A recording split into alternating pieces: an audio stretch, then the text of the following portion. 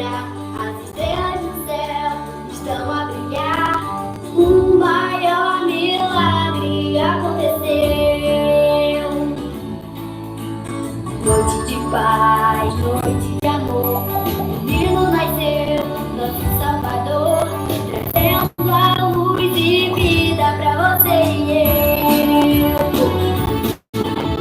Papai do céu, melhor presente já nos deu. Foi Jesus, o menino que nasceu, nos salvou e a vida ele nos deu. Papai do céu, melhor presente já nos deu. Foi Jesus, o menino que nasceu, nos salvou e a vida ele nos deu. Vamos sonhar e se alegrar, as estrelas do céu estão a brilhar. O maior milagre aconteceu.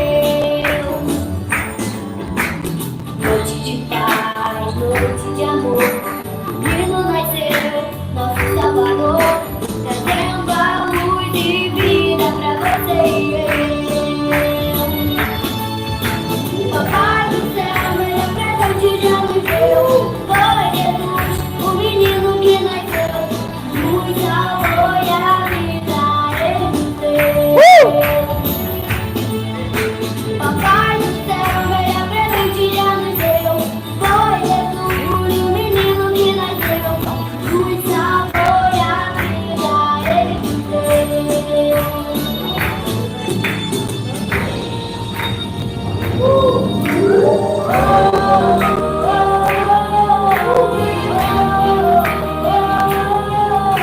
Jesus é o nosso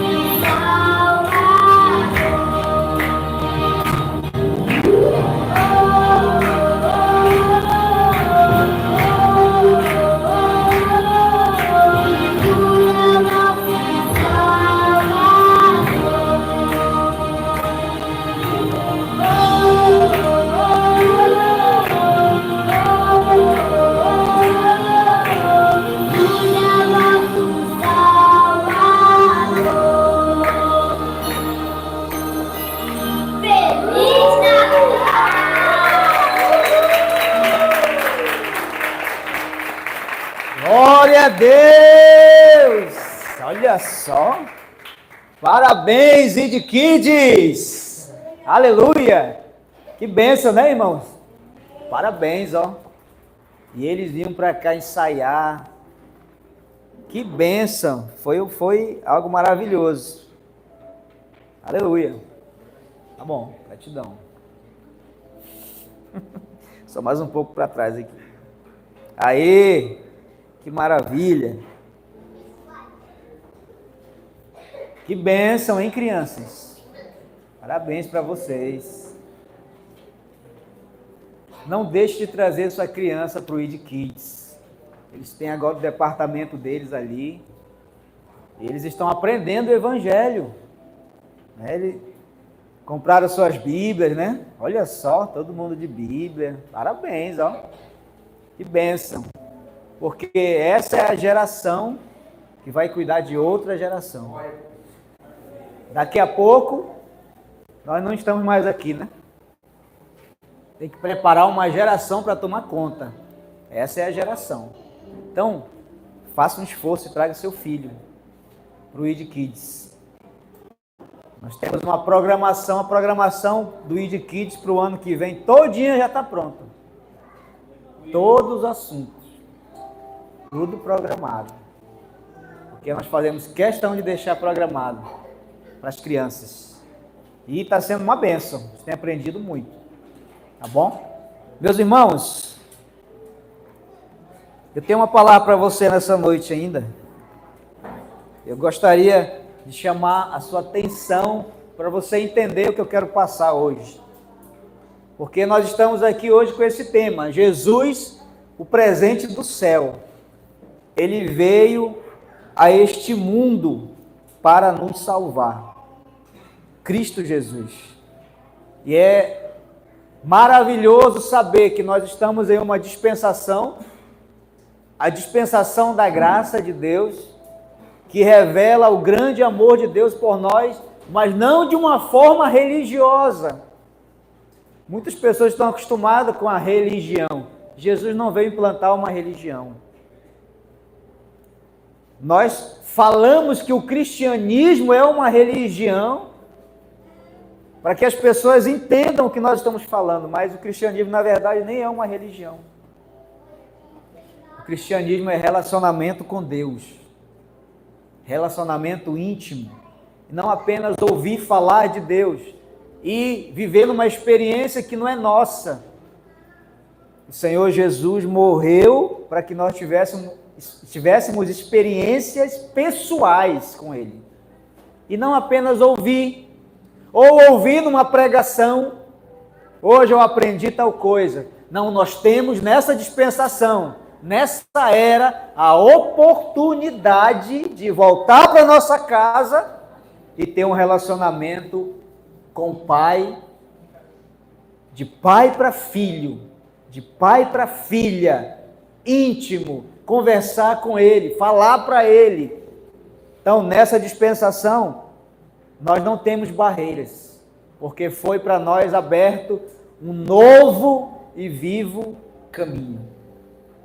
E eu já começo dizendo que a humanidade, ela ansiava em ter paz, em ser regenerada por Deus.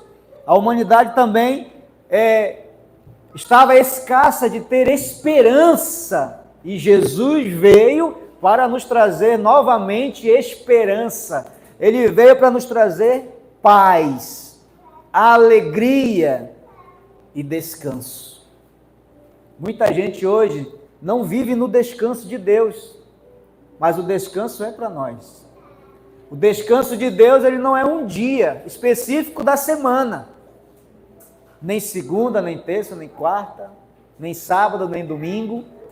O descanso de Deus é uma pessoa. O descanso de Deus é a pessoa de Jesus Cristo. Nós descansamos nele. Se você está em Cristo, então você pode descansar nele. Não dê lugar para tantas preocupações na sua vida. Preocupações, até um certo ponto, é normal. Por quê? Porque nós temos responsabilidades. Não é verdade, irmãos? Você tem responsabilidade com várias coisas. Com seu trabalho, com seus filhos, com a igreja. Mas se as preocupações ultrapassar o limite da normalidade, você pode ficar doente por causa disso.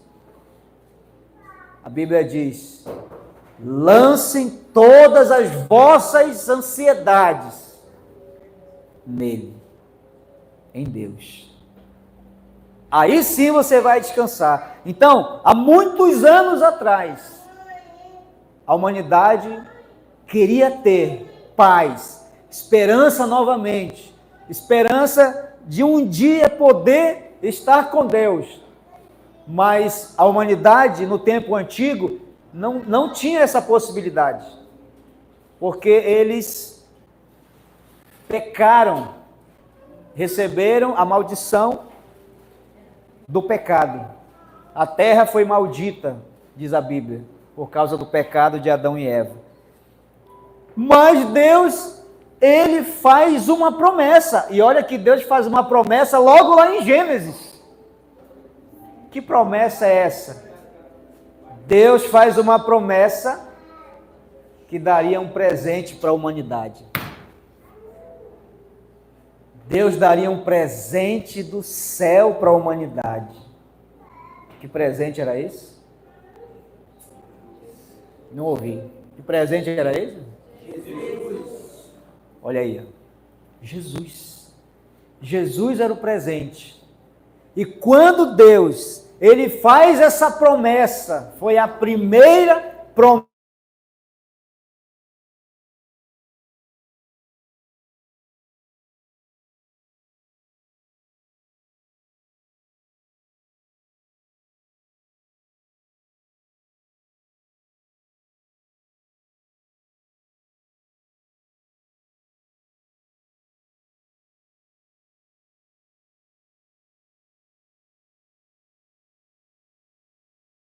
que eu falei aqui, Deus faz uma promessa. Amém? Promessa de quê?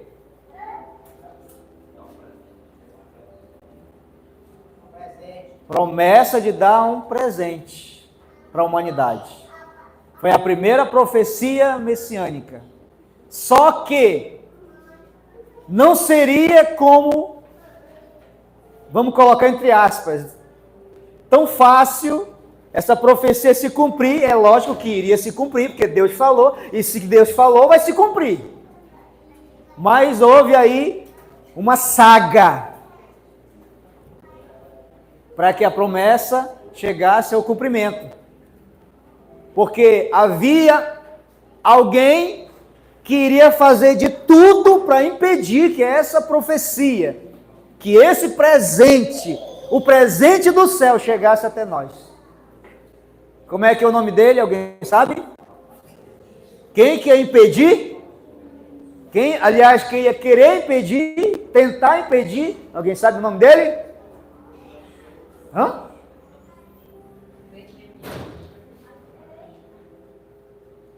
É porque vocês não estão ligados em mim aqui. Quem era? Tem alguém aí ainda? Foi todo mundo embora? Estou sozinho. Quem é que tentou impedir a promessa de Deus? Eita, aleluia. Credo em cruz, né? O diabo ia tentar impedir de todas as formas que o presente de Deus chegasse até nós, porque ele não queria que você, que eu tivéssemos paz, alegria, esperança, regeneração, perdão, santificação. Ele não queria, então ele tentou impedir de todas as formas para que o presente chegasse até você. Quantos pode dizer aleluia, glória a Deus?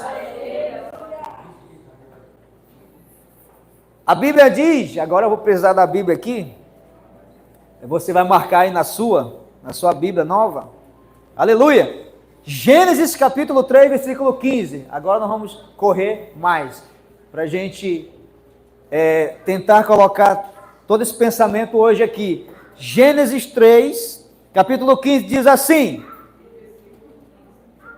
Gênesis 3, 15, amém? Quando eu falo 3, é o capítulo. Quando eu falo 15, é o versículo. Gênesis é o primeiro livro da Bíblia. Ok? Pastor, você está falando assim por quê? Não, porque as crianças querem também olhar na Bíblia, então estou falando para elas. Eu sei que você já sabe, aleluia. Glória a Deus. Gênesis 3,15 diz assim, e porém inimizade entre ti e a mulher. Deus está falando isso para quem? Para a serpente. E entre a tua descendência e a descendência dela, esta te ferirá a cabeça, e tu lhes ferirás o calcanhar. E é verdade. Jesus foi ferido 3 dias, mas ao terceiro dia ele ressuscitou. Só que quando ele ressuscitou, qual era a promessa? Que ele iria ferir ou esmagar a cabeça da serpente. Ele iria derrotar a serpente. É por isso que um dos apelidos do diabo é derrotado. E você que não é apelido, é apenas parte da sua identidade. A Bíblia diz que você é mais do que vencedor. Aleluia! Glória a Deus. Mais do que vencedor. Então, aqui a promessa de que da descendência da mulher nasceria um que iria esmagar a cabeça do diabo. É a primeira promessa. Só que o diabo com isso não ficou contente. É lógico. Então ele tentou impedir de todas as formas que é essa descendência, esse filho, esse menino, essa criança que iria nascer, queria derrotá-lo. Ele tentou de todas as formas impedir que isso acontecesse. Então, Adão e Eva são expulsos do Éden e eles têm dois filhos, um chamado Caim e um chamado quê? Abel. Um belo dia, eles oferecem sacrifício ao Senhor. Satanás observando e viu que Deus recebeu o sacrifício de Abel, mas o de Caim ele rejeitou. O que ele pensou? Abel é a pessoa que vai supostamente, ele não acreditava muito bem, né? Suponho eu, que Deus falou, então eu vou acabar com Abel. O que aconteceu? Caim matou Abel. Porque existe duas coisas importantes de se entender aqui, rapidinho: demonização e possessão.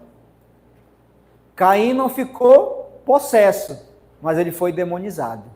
O que é demonização? É quando a pessoa recebe influência maligna. Vê aquela vozinha que vem? Faz isso. Fala mal. Aponta o dedo. Não abençoa não. Demonização. É uma voz contrária. Então, como é que o diabo ficou na cabeça de Caim? Olha aí, ó. Deus gosta mais do teu irmão do que de ti. Quer resolver a situação?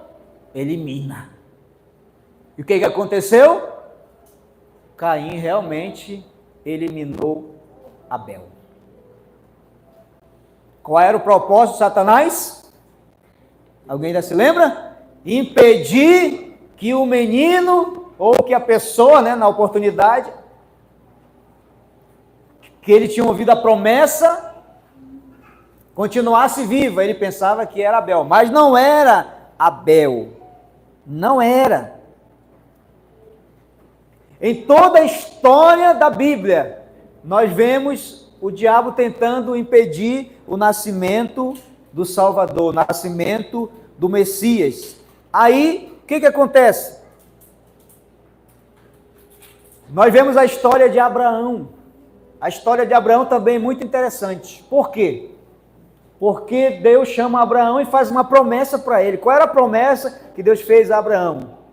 Isso está descrito lá em Gênesis 28, capítulo 14. Eu vou ler para você. Eu quero adiantar. Gênesis 28, 14 diz assim: a tua descendência será como o pó da terra. Estender-te-ás para o ocidente e para o oriente, para o norte e para o sul. Em ti e na tua descendência serão abençoadas todas as famílias da terra. Essa foi uma promessa que Deus fez para Abraão.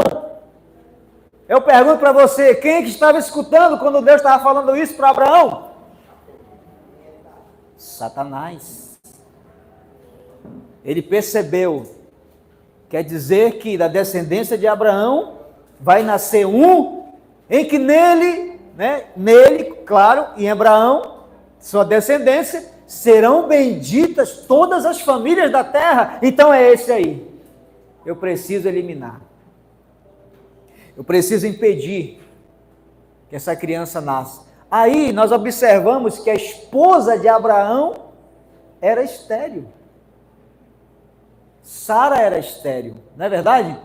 Você leu a Bíblia, você já sabe. Aleluia! Gratidão, obreira.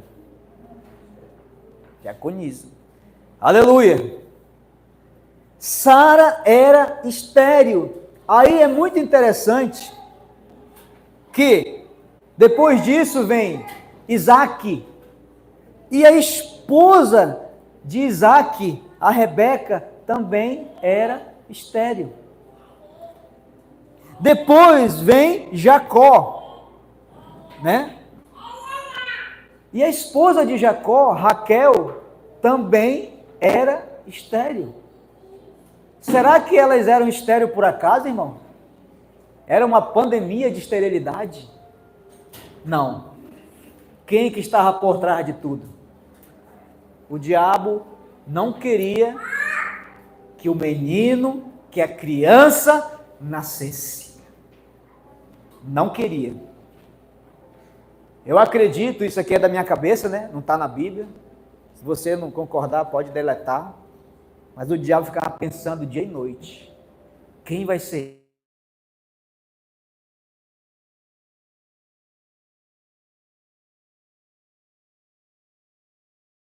Vai nascer. Ele tentou de todas as formas impedir. E aí nós vemos que o objetivo dele era que o presente que viria do céu não chegasse até você e eu. Mas aí a saga continua. Um dos filhos de Abraão, Jacó, você sabe quantos filhos ele teve? 12 filhos. Ele teve 12 filhos e, na ordem ali estabelecida por Deus, o primogênito de Jacó, dele seria, ele seria, no caso, o escolhido, né? O primogênito sempre, naquela época, ele tinha suas regalias, né? E o primogênito de Jacó era Rúben. Só que Rúben foi rejeitado por Deus. Foi rejeitado porque ele coabitou com a concubina do seu pai. Deus o rejeitou. Deus também rejeitou o segundo filho de Jacó. Deus rejeitou o terceiro filho de Jacó. E aí o quarto filho de Jacó nasce, chamado Judá.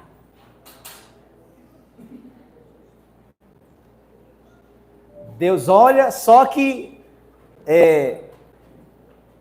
ele vê que da descendência de Judá, então é de Judá.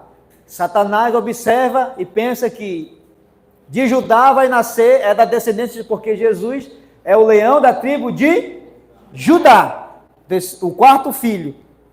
Só que Judá teve um filho e também foi rejeitado por Deus. Por quê? Porque o filho de Judá nunca quis adorar a Deus. Ele não queria nada com Deus. Ele era ímpio. Deus o rejeitou também. E aí, isso aqui é interessante, que Judá teve outro filho e Deus diz: vou te dar a esposa do teu irmão, porque Deus queria que a descendência continuasse, porque era daí que nasceria o Salvador. Só que, o que esse camarada fez? Ele não queria. Então, todas as vezes que iriam ter relacionamento, ele lançava o sêmen na terra. O sêmen.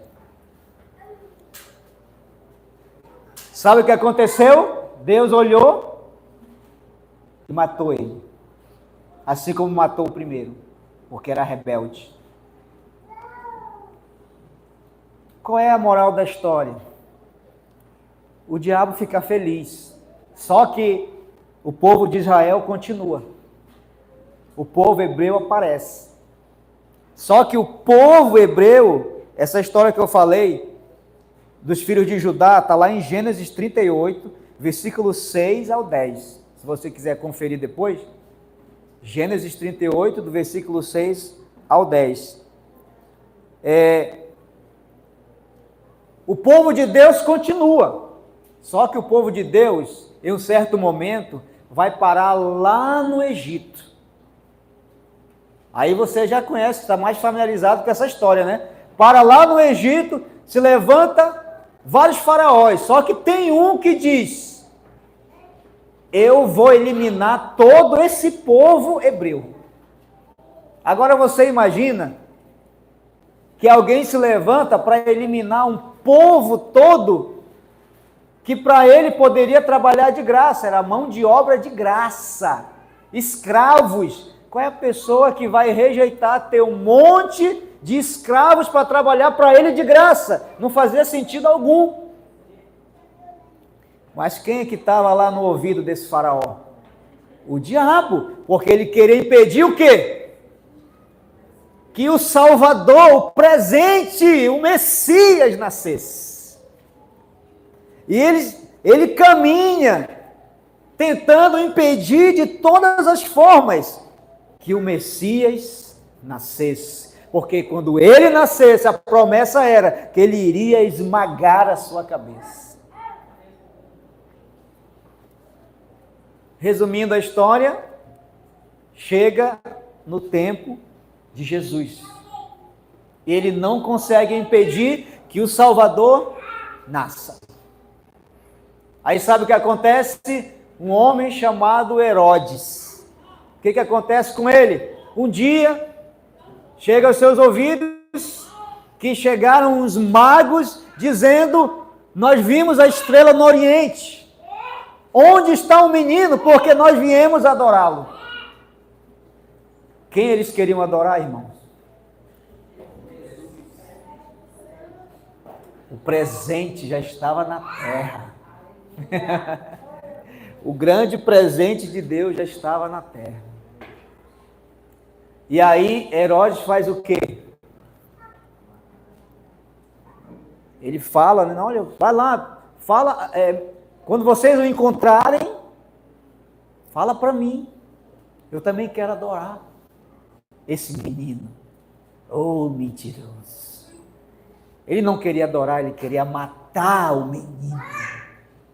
Ele queria impedir que o presente chegasse a nós. Só que os magos foram embora, encontraram Jesus, se prostraram diante de Jesus, deram presentes a ele e foram embora. E como eles sabiam a intenção de Herodes, eles não apareceram mais. Só que Herodes viu que eles não voltaram, aí o que ele mandou fazer? É o seguinte: de 2 anos para baixo, toda criança que vocês encontrarem, pode eliminar. E houve uma matança horrível de crianças naquela época. Tudo era o quê? O diabo tentando impedir que Jesus, na verdade, na oportunidade ele já tinha nascido, mas que ele crescesse. Porque um dia, irmãos, olha que coisa interessante, porque um dia, lá no início de tudo, em Gênesis, o Senhor diz, porém inimizade entre ti e a mulher, entre a tua descendência e a descendência dela. Esta descendência te ferirá a cabeça, e tu lhes ferirás o calcanhar. Essa descendência vai nascer e vai esmagar a tua cabeça. Só que em toda a história, é porque eu fiz um resumo aqui, mas tem muita coisa, o diabo sempre tentando impedir que a profecia se cumprisse do Messias. Teve até uma profecia da história de Esther, um homem chamado Amã, que era o conselheiro do rei daquela época. Ele fez um decreto e mostrou para o rei: olha, existe um povo judeu que eles estão crescendo aqui, estão se tornando grande. A minha ideia é que nós vamos decretar que vai ter um dia, que esse dia, se alguém matar um judeu, ele não vai ser punido. Vai ser o dia de matar os judeus. Então, nesse dia, vocês podem matar um judeu que o rei não vai punir ninguém. Era o próprio capeta para decretar isso, né? Para bolar uma ideia dessa, mostrar para o rei. E o rei autorizou que isso acontecesse. Por incrível que pareça, o dia, a Bíblia conta isso, que o dia que foi decretado foi o dia 13. Olha só, foi daí que começou a demonização do dia 13. porque foi o dia que foi escolhido. Nesse dia, todo judeu poderia se esconder, meu irmão. Porque a ordem era, se alguém encontrasse e quisesse matar, e tem mais, ele iria ser recompensado se ele conseguisse matar um judeu. Era mais um plano do diabo para tentar eliminar o povo de Deus e assim fazer com que a promessa não se cumprisse. Só que ele não conseguiu.